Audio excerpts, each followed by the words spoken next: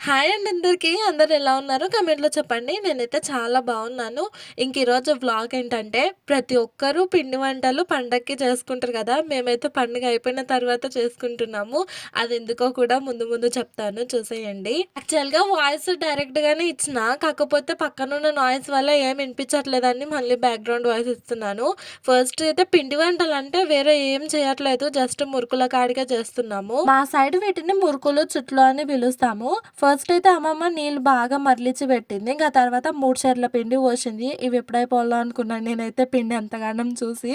ఇంకా తర్వాత ఆ పిండిలోనే కారం, ఉప్పు, జీలకర్ర, వామ, అల్లం పేస్ట్, తెల్ల నువ్వులు ఇంకంతే అనుకుంటా. ఇవన్నీ వేసి మొత్తం మంచిగా కలుపుకుంది. అంత పిండిలో ఇప్పుడు వేసినవి మొత్తం కలిసేలా మంచిగా కలుపుకోవాలన్నది. ఈ చుట్లు చేయడం ప్రతి ఒక్కరికి వచ్చే ఉంటది. కాకపోతే మా అమ్మమ్మ ఎట్లా చేస్తుందో అన్నట్టుగా చూపిస్తున్నాను. జస్ట్ ఇదే కాదు, డే వ్లాగ్ కూడా ఇందులోనే యాడ్ చేస్తున్నాను. ఇంకా పిండిలో మొత్తము మనం వేసుకున్న అంతా కలిసేలా కలుపుకున్న తర్వాత వేడి నీళ్ళు కూడా వేసి సలాకితోనే మంచిగా కలుపుకుంది అమ్మమ్మ. ఇంకా కిచెన్లో బాగా ఉంబరం ఉండి పిల్లలు బాగా సతాయిస్తారు కింద ఉండి అని వాళ్ళొచ్చి ఇట్లా బయట కూర్చున్నాము. అశ్వత్థామ ముద్దు ముద్దు పలుకులు పలుకుతున్నాడు. యాక్చువల్గా వాయిస్ పెట్టాలని అనుకున్నాను. నా బిడ్డనేమో రాగం పెట్టింది. ఆమె రాగంలో ఎవరెంత మాట్లాడినా అస్సలకి వినిపించదు. ఫస్ట్ బాయిల్ చేసిన వాటర్ మొత్తం పిండిలో పోసుకున్న తర్వాత అదంతా కలుపుకొని మళ్ళీ చల్లనీళ్ళు కూడా తెచ్చుకొని కొన్ని కొన్ని పోసుకుంటా పిండి అంతా కలుపుకుంటుంది. ఆ పనిలో మేము ఉంటే నా బిడ్డ నా కొడుకు ఎప్పుడు పిండి ఇస్తుందా, ఎప్పుడు ఆడుకుంటా, ఎప్పుడు పాటు చేద్దామా అని వెయిట్ చేసుకుంటూ కూర్చున్నారు ఇద్దరు. నేను పండక్కి ఊరెళ్ళింటాను కదా, అప్పుడు ఆడ కూడా అమ్మ చేసినారు కదా, కొన్ని అయితే తెచ్చుకునింటేమి. కానీ అవి 2 రోజులు కూడా లేవు. కొన్ని తెచ్చుకున్నాము. ఇంకొకటి ఆడ మేము ఊరి దగ్గర మాకు అన్నీ సరిపోయినట్టుగా కూడా లేకుండే కాబట్టి ఎక్కువ కూడా ఏం చేయలేదు అమ్మ. పండక్కి చేసుకుంటే బాగుంటుంది కదా అన్నట్టుగా కొన్ని అయితే చేసినది. ఇంకా పిండి మొత్తం అమ్మ కలుపుకున్న తర్వాత ఉప్పు అయిందా లేదా అని ఒకసారి టెస్ట్ చేయమని చూసినది. పడతాయో గుడిసెల్లో పెట్టుకుందాం. ఓకే, లోపల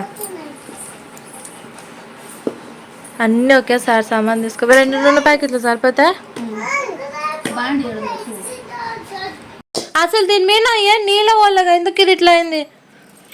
ఓ తోన దాపెట్టినా నేను. అశ్విత ఇటురా, కడుగుతా ఇది.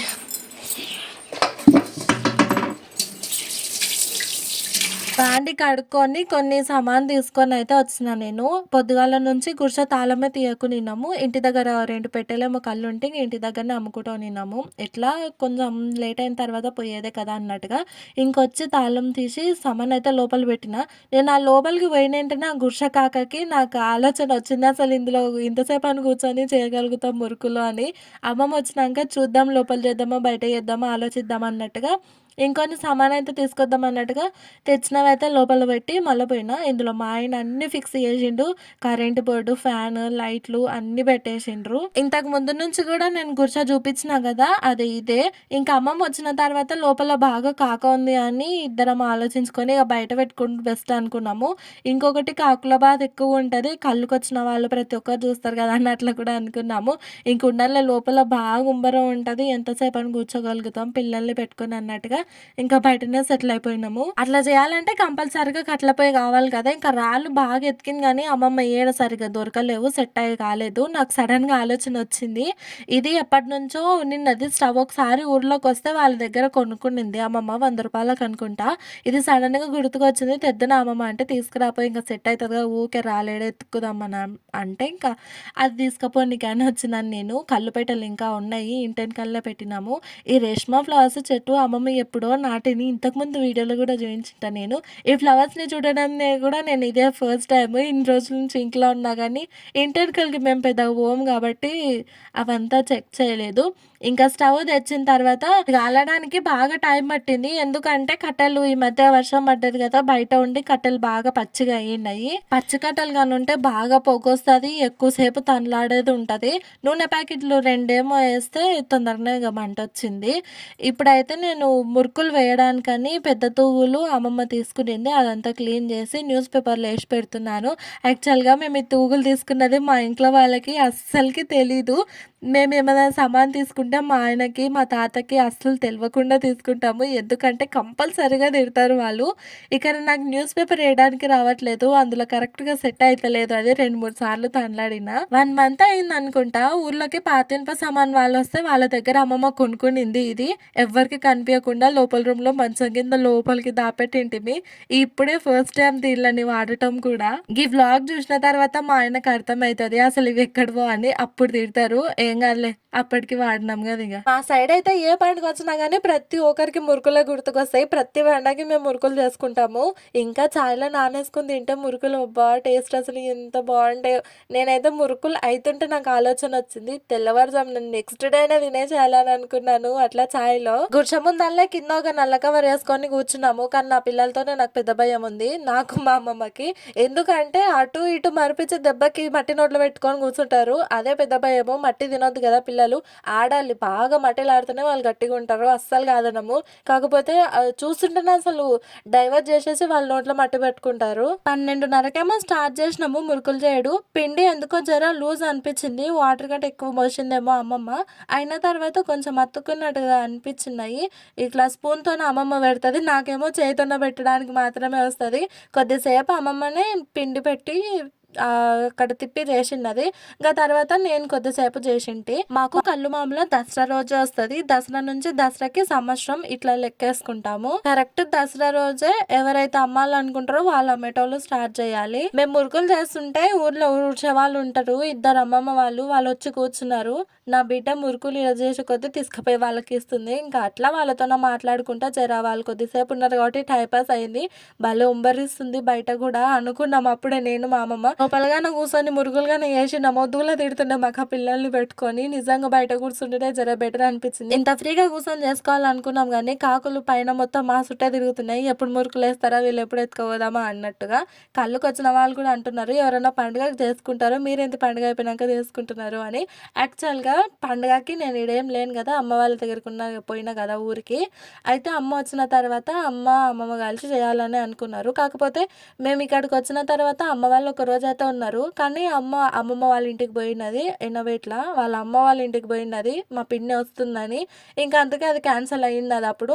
ఇంకా తర్వాత 4-5 రోజులు అనుకుంటా అమ్మ పోయిన తర్వాత ఈరోజు చేద్దాం రేపు చేద్దాం అనుకుంటూనే ఉన్నాము. 3 రోజులేమో కంటిన్యూగా పొద్దుంకులు కూడా వర్షం పడ్డది. ఇంకా వదిలేసుకున్నాము. ఈరోజు జర బెటర్ అనిపించింది. బయట క్లైమేట్ కూడా ఎండ కూడా బాగానే కొడుతుంది కదా. కొంచెం కట్టెలు కూడా ఒకరోజు బాగానే ఆరినాయి ఎండకి. కాకపోతే అయినా కూడా జర పచ్చగానే అనిపించినాయి. అందుకు మేము ఈరోజు చేసుకోవాల్సింది వస్తుంది. నా బిడ్డ మెల్లగా మరిపిస్తుంది. నోట్లో నిప్పలు పెట్టినట్టే పెడుతుంది. తీసి మట్టి పెట్టుకొని వంతుంది. ఆడ కూర్చున్నంతసేపు మాకైతే దాన్ని పట్టుడే పెద్ద టాస్క్ అయ్యింది. అక్కడ పడుకుంటదేమో అన్నట్టుగా ఎంత ట్రై చేసినా కూడా అస్సలు నిద్రపోతలేదు. నార్మల్ డేస్లో తెలుసా మార్నింగ్ కంపల్సరిగా లెవెల్ టైం అయ్యిందంటే నిద్రపోతుండే. ఏడ్చి వంతుండే.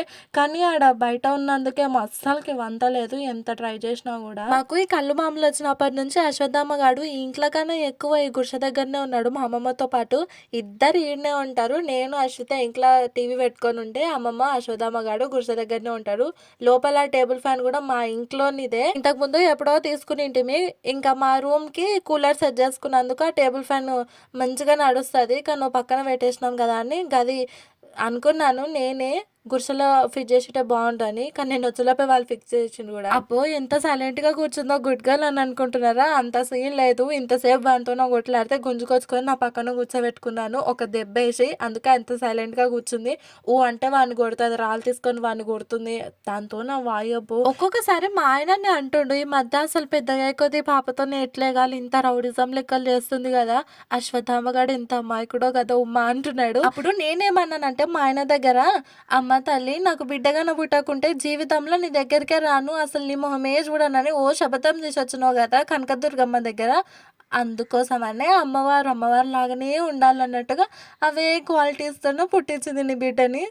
ఎట్లెగుతావో చూస్తా నేను కూడా అని చెప్పింటి. నిన్న అయితే మరి అశ్వత్థామ గాని పప్పు కుత్తి తీసుకొచ్చి వాడిని ఎత్తిన కొడితే చాలా పెద్దగా సౌండ్ వచ్చింది. వాడు ఇంతసేపు ఏడ్చిన్నాడు. వాడి తిప్పలు వాడు సైలెంట్గా ఉన్నా కానీ వాడిని మాత్రం ఇది అస్సలకి వదిలిపెట్టదు. పిండి డైరెక్ట్గా నూనెల్లో విండేస్తుంటే అమ్మమ్మకి బాగా మంటలు వేస్తుందంట. అందుకే ఇట్లా గిన్నె బొర్రిచ్చి పెడితే దాని మీద విండితే నేను డైరెక్ట్గా నూనెలో వేస్తా అంటే అట్లనే చేస్తున్నాను. చేసుకున్నాను. మంచిగానే వచ్చినాయి. సుట్ల పావులు పిండేవి బెటర్ అనిపిస్తాయా? లేకపోతే తిప్పేటివి బెటర్ అనిపిస్తాయా?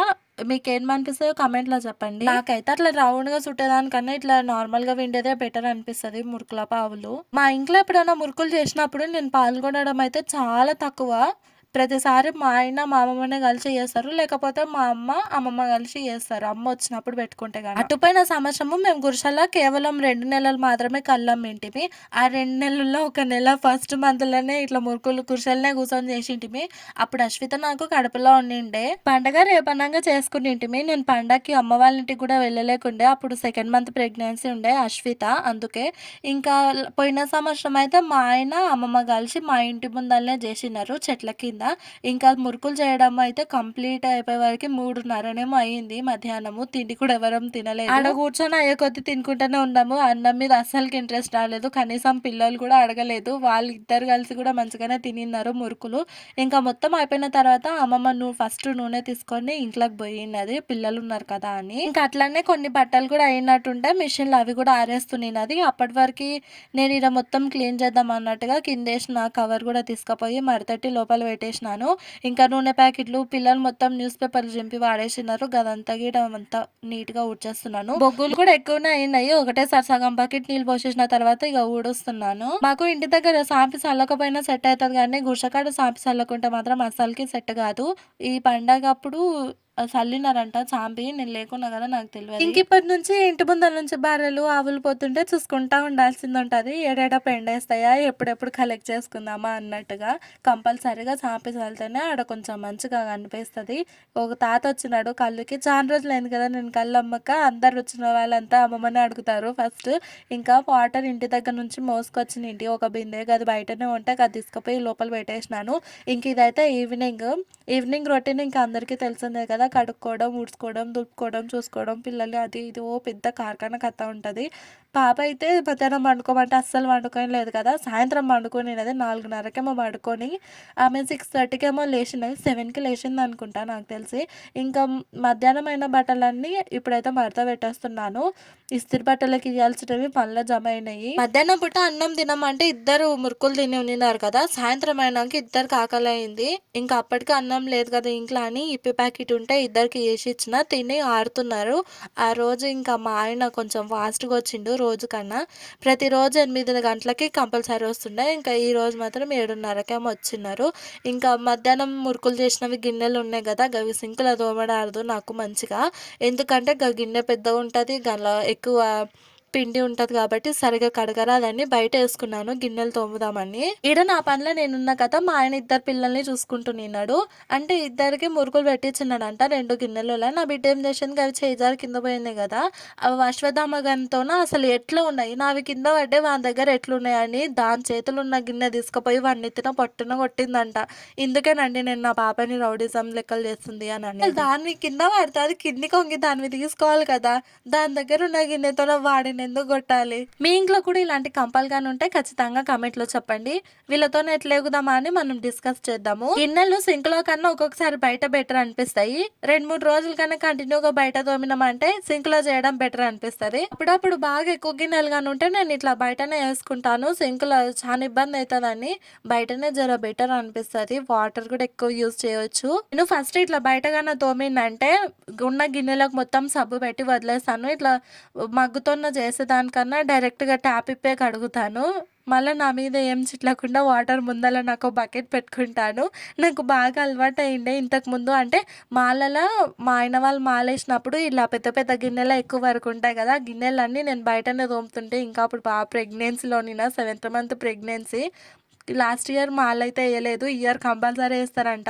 ఇప్పటి నుంచే వెయిట్ చేస్తున్నారు ఎప్పుడు మాల వస్తారా అని. మా ఆయన మాత్రం ఒక్కసారి మాలేసినారంటే ఇంకా వాళ్ళ ధ్యాస మొత్తం దాని మీదనే ఉంటదంట కదా. నేను ఇప్పుడు తోమే బయట గిన్నెలే కాకుండా ఇంకా ఇంట్లో సింకులో చాలా గిన్నెలు ఉన్నాయి. అవన్నీ కూడా బయట వేసుకొని కడగాలనుకున్నా. కానీ అప్పటికి పిల్లలు మా ఆయనని బాగా సతాయిస్తున్నారని నాకే ఎందుకో ఇవి కాడికి తోమి తర్వాత చూసుకుందాంలే సింక్లో ఉన్నవి అని అనుకున్నాను. అయినా పొద్దున పోయి రాత్రి వచ్చినా కానీ ఇంటికి వచ్చినాక కంపల్సరీగా పిల్లలతోని ఆడుతుంటారు. నాకు గూడా చాలా హెల్ప్‌గా అనిపిస్తది. అమ్మమ్మనేమో దుకాణం కాడ్నుంచి రాత్రి 8 గంటలకేమో వస్తది ఇంట్లకి. ఒక్కొక్కసారి కొంచెం లేట్ కూడా అయితది. ఇంకా సాయంత్రం పూట వర్షం గాన పడితే ఎవరు దుకాణంకి రారు గదా! వాన మొత్తం మెలిసే వరకి 8 గంటలకి, 8:30కి ఇట్లా ఎక్కువగా జనం వస్తుంటారు. మా ఊరు చాలా చిన్నది. మరీ ఎక్కువ మంది ఏమి ఉండరు కళ్ళుకొచ్చేవాళ్ళు. మా ఆయన్నేమో ఒక దిక్కు రేషన్ బియ్యం తీసుకురావాలి సంచులియ్యి అని అడుగుతున్నాడు. ఇగ దబా దబాన ఫాస్ట్‌గా అయితే అన్ని గిన్నెలు తోమేసుకున్నాను. ఇంక ఇంతేనండి ఇవాల్టికి వ్లాగ్. మన వీడియోస్ చాలా మందే చూస్తున్నారు కానీ సబ్స్క్రైబ్ మాత్రం చేసుకోవట్లేదు. ప్లీజ్ వీడియోస్ చూస్తున్నప్పుడే కింద సబ్స్క్రైబ్ క్లిక్ చేయండి. అట్లనే బెల్ ఐకాన్ కూడా క్లిక్ చేసిందంటే నేను ఎప్పుడైనా వీడియో అప్‌లోడ్ చేస్తాను కదా! వెంటనే మీకు మెసేజ్ వచ్చేస్తది. వీడియో నచ్చితే లైక్ చేయండి. ఎలా అనిపించిందో కామెంట్ చేయండి. మరిన్ని వీడియోస్ కోసం సబ్స్క్రైబ్ చేయడం మర్చిపోకండి. బాయ్.